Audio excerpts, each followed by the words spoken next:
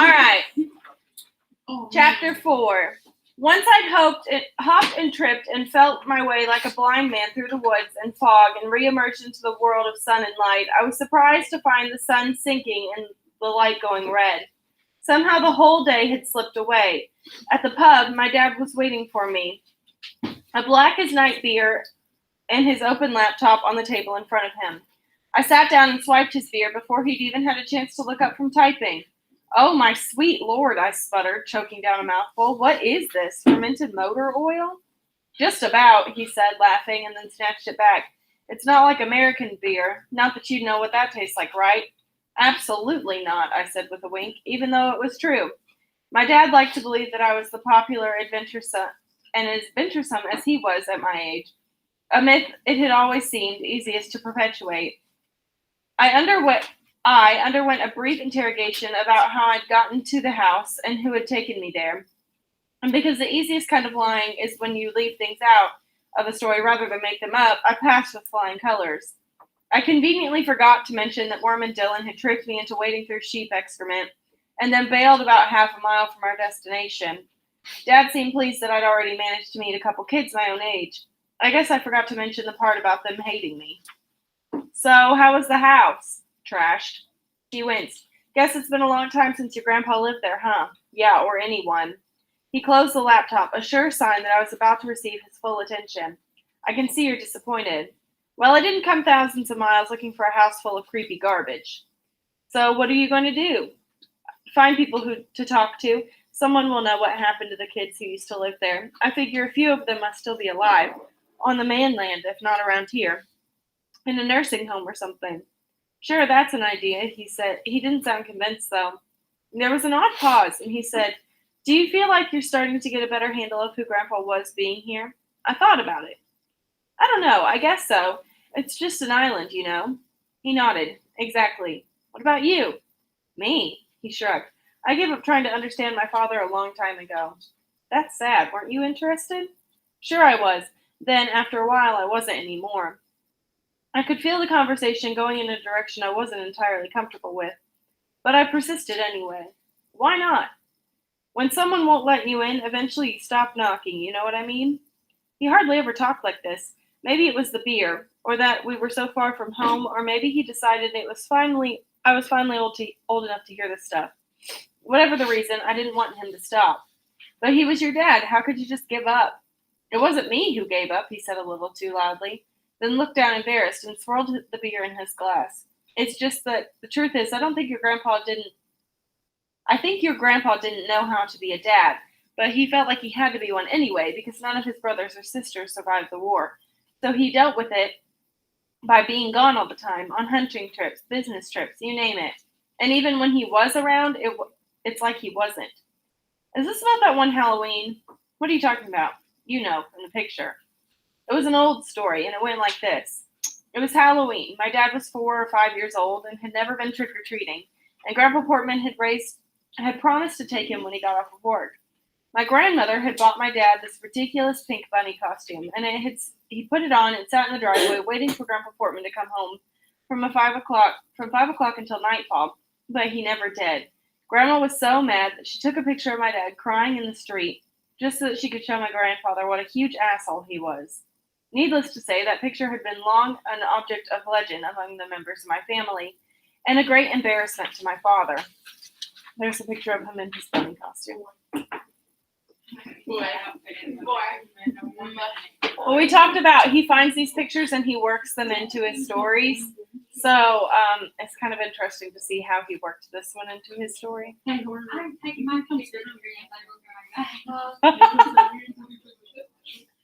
They gotta have a better costume than mine. Okay, focus. It was a lot more than just one Halloween, he grumbled.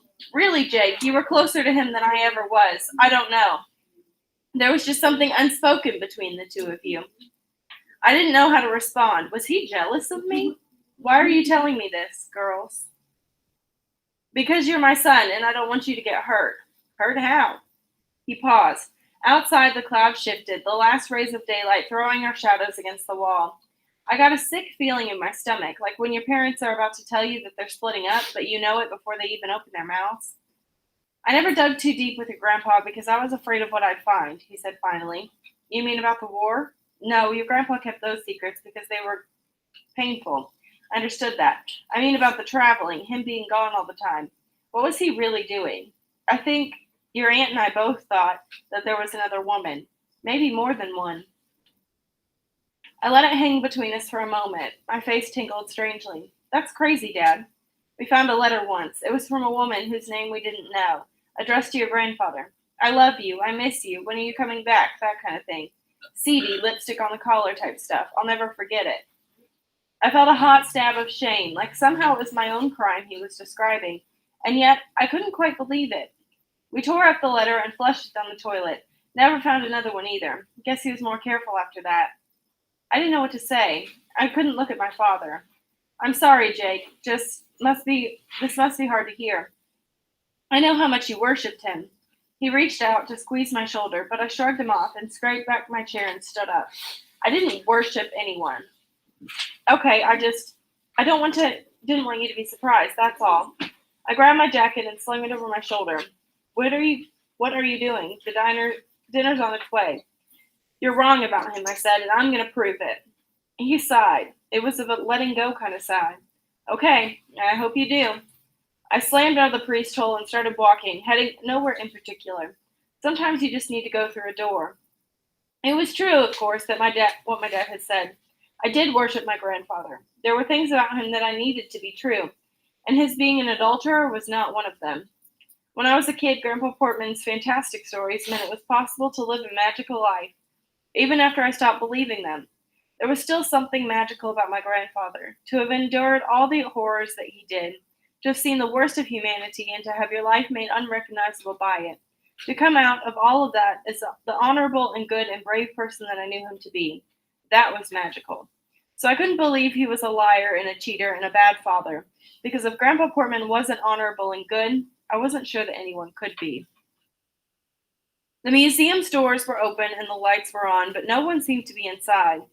I'd gone there to find a curator, hoping that he knew a thing or two about the island's history and people, and could shed some light on the empty house and whereabouts of its former inhabitants. Figuring he'd just stepped out for a minute, the crowds weren't exactly kicking at his door. I wandered into the sanctuary to kill time checking the museum displays. The exhibits, such as they were arranged in big open-fronted cabinets that lined the walls and stood where pews had once been. For the most part, they were unspeakably boring, all about life in a traditional fishing village and the enduring mysteries of animal husbandry. But one exhibit stood out from the rest. It was the place of honor at the front of the room, in a fancy case that rested atop what had been an altar. It lived behind a rope I stepped over, and a little warning sign I didn't bother to read. And its case had polished wooden signs and a plexiglass top, so that you could only see into it from above. When I looked inside, I actually gasped. For one panicky second, I thought, monster, because I had suddenly, unexpectedly come face to face with a blackened corpse. Its shrunken body bore an uncanny resemblance to the creatures that had haunted my dream, as did the color of its flesh. But it was like something that had been spit roasted over a flame. But when the body failed to come alive and scar my mind forever by breaking the glass and going for my jugular, my initial panic subsided. It was just a museum display, albeit an excessively morbid one. I see you've met the old man, called a voice from behind me, and I turned to see the curator striding in my direction. You handled it pretty well. I've seen grown men faint dead away. He grinned and reached out to shake my hand. Martin Paget. I don't believe I caught your name the other day. Jacob Portman, I said. Who's this? Wales' most famous murder victim? Ha! Well, he might be that too, though I never thought of him that way. He's our island's senior-most resident, better known as archaeological circles as Carnholm Man. Though, to us, he's the old man, more than 2,700 years old to be exact, though he was only 16 when he died, so he's rather a young old man, really. 2,700, I said, glancing at the dead boy's face, his delicate features somehow perfectly preserved. But he looks so... That's what happens when you spend your golden years in a place where oxygen and bacteria can't exist. Like the underside of our bog. Yes, dear. Kenzie said that they would Google me. I'm in the meet. All she's got to do is log in.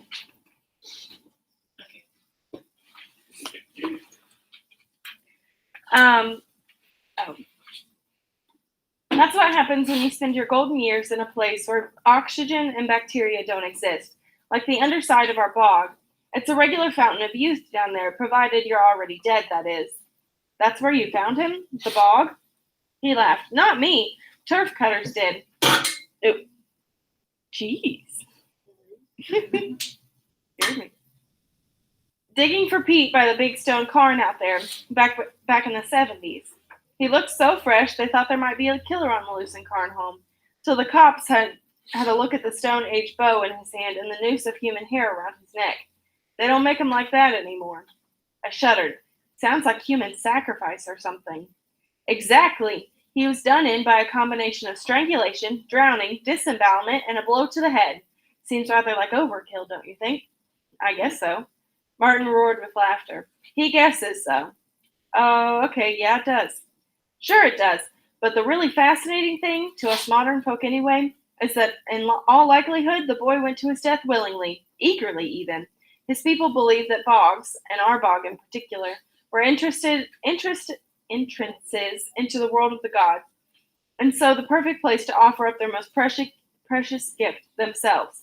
That's insane, I suppose, though I imagine we're killing ourselves right now in all manner of ways that'll seem insane to people in the future.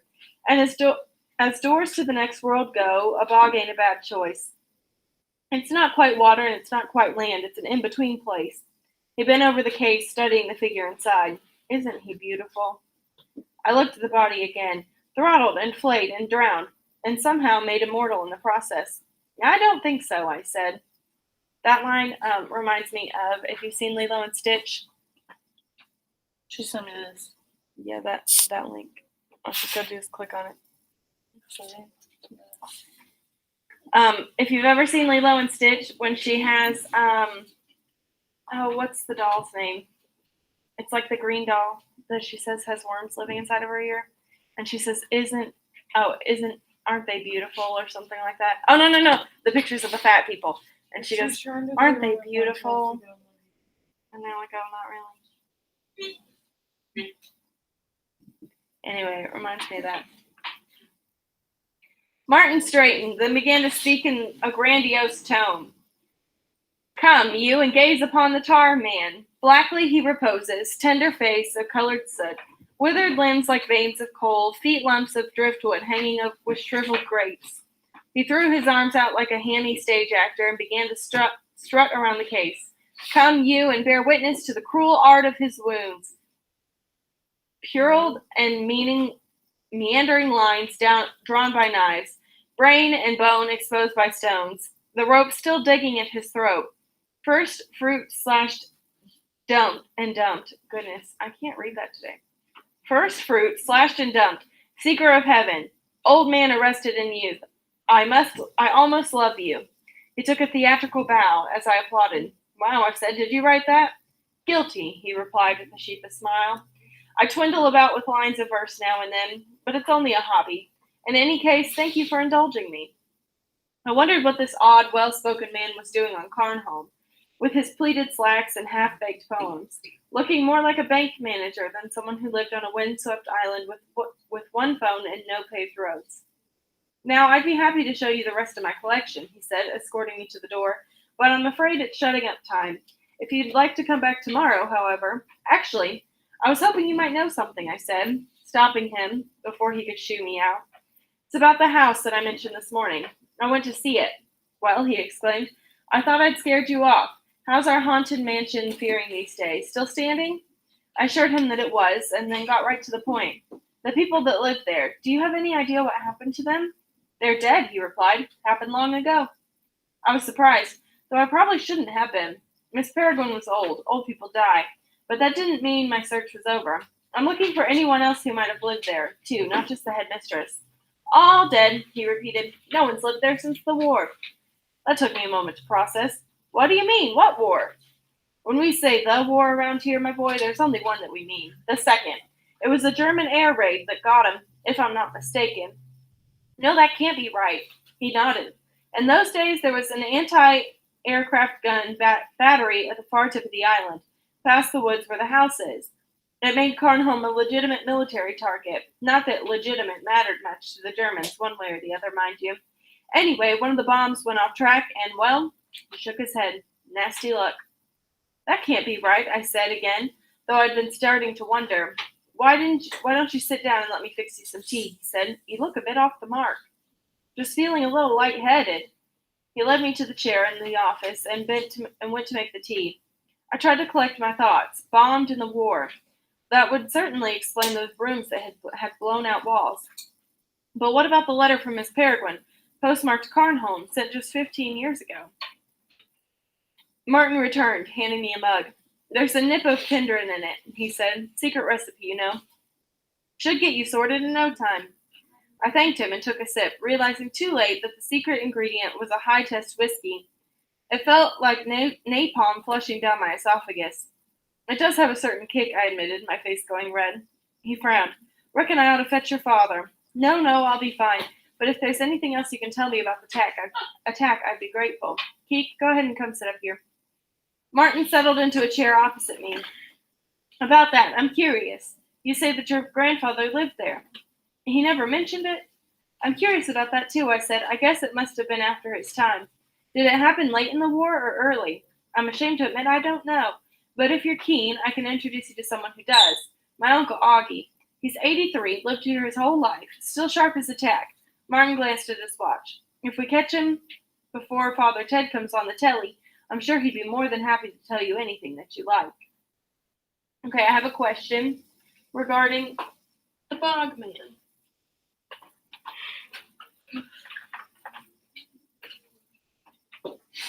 Peyton.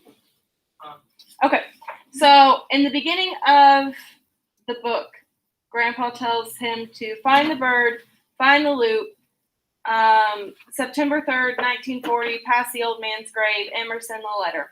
So he found Emerson the letter. So now, past the old man's grave, what do you think that has to do with what we just learned? I mean, they call him the old. Oh, Peyton, you sound really like Emily today. Yeah, go down. They call him the old man. So keep in mind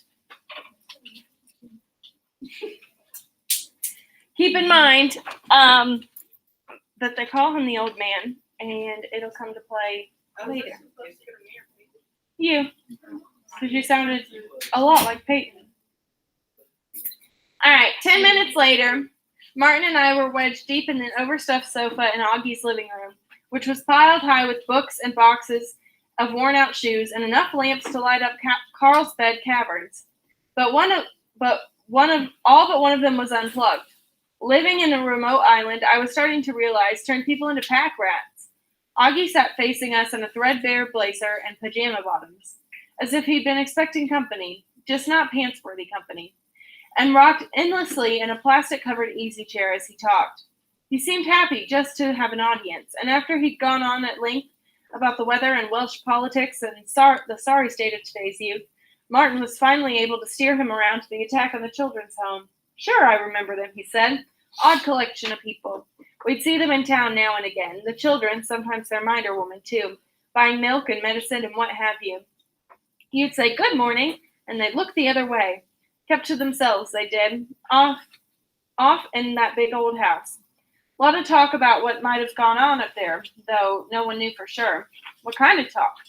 Lot of rot. Like I said, no one knew. All I can say is that they weren't any regular sort of orphan children. Not like them Bernardo home kids that they got in other places.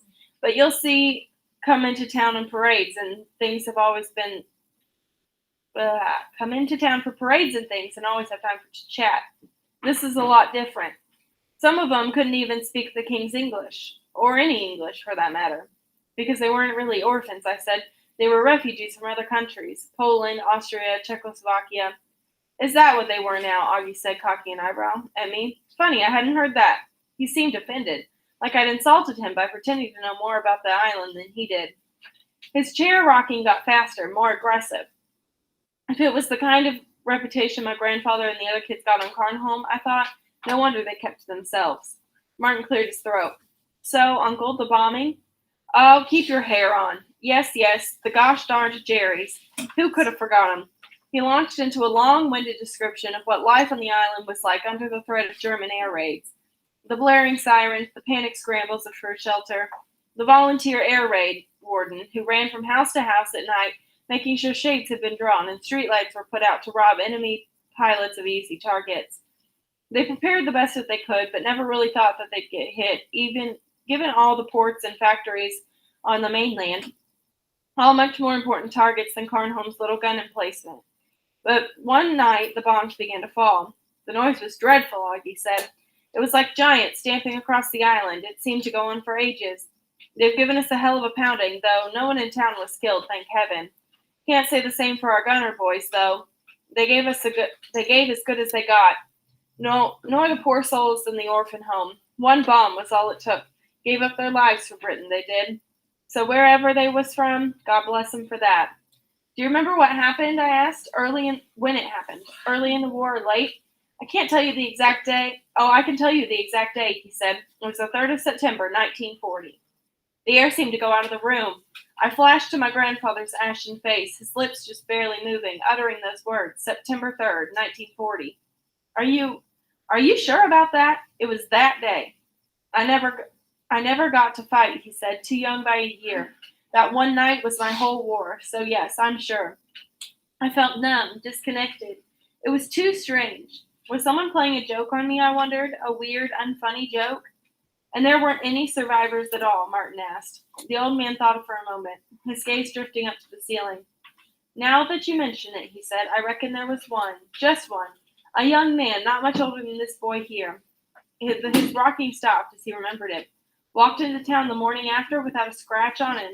Hardly seemed perturbed at all, considering he'd just seen all of his mates go out to their reward. So this was the queerest thing. He was probably in shock, Martin said. I shouldn't wonder, replied Augie. He spoke only once, to ask my father when the next boat was leaving for the mainland. He wanted to go take up arms directly and kill the damn monsters who murdered his people. Augie's story was nearly as far-fetched as the one Grandpa Portman's used to tell, and yet I had no reason to doubt him. I knew him, I said. He was my grandfather. They looked at me, astonished. Well, Augie said, I'll be blessed. I excused myself and stood up. Martin, remembering that I seemed out of sorts, offered to walk me back to the pub, but I declined. I need to be alone with my thoughts. Come and see me soon, then, he said, and I promised that I would. I took the long way back, past the swaying lights of the harbor, the air heavy with brine and the chimney smoke from the 100 hearthy fires. I walked to the end of the dock, watched the moon rise over the water, imagining my grandfather standing there that awful morning after, numb with shock, waiting for a boat that would take him away from all the death that he'd endured. To war, to more death. There was no escaping the monsters, not even on the island. No bigger on a map than a grain of sand, protected by mountains of awful truth, and my grandfather had tried to protect me from. Protected by mountains of fog and sharp rocks and seething tides. Not anywhere. This was the awful truth that my grandfather had tried to protect me from. In the distance, I heard the generator sputter and spin down, and all the lights along the harbor and in-house windows behind me surged for a moment before going dark. I imagined how such a thing might look from an airplane height, the whole island suddenly winking out as if it had never been there at all, a supernova in miniature. I walked back by moonlight, feeling small. I found my dad in the pub at the same table where he'd been, a half-eaten plate of beef and gravy congealing into grease before him. Look who's back, he said as I sat down. I saved your dinner for you. I'm not hungry, I said, and I told him what I'd learned about Grandpa Portman. He seemed more angry than surprised. I can't believe he never brought this up, he said. Not one time. I understood his anger. It was one thing for a grandparent to withhold something like that from a grandchild, quite another for a father to keep it from his son, and for so long. I tried to steer the conversation to a more positive direction. It's amazing, isn't it, everything that he went through? My grandfather nodded. I don't think we'll ever know the full extent of it. Grandpa Portman really didn't know how to keep a secret, did he? Are you kidding? The man was an emotional Fort Knox. I wonder if it doesn't explain something, though, why he acted so distant when you were little. Dad gave me a sharp look, and I knew I needed to make my point quickly or risk overstepping. He'd already lost his family twice before, once in Poland and then here, his adopted family. So when you and Aunt Susie came along, once bombed, twice shy, I'm serious. Don't you think that this could mean that maybe he wasn't cheating on Grandma after all? I don't know, Jake. I guess I don't believe things were ever that simple.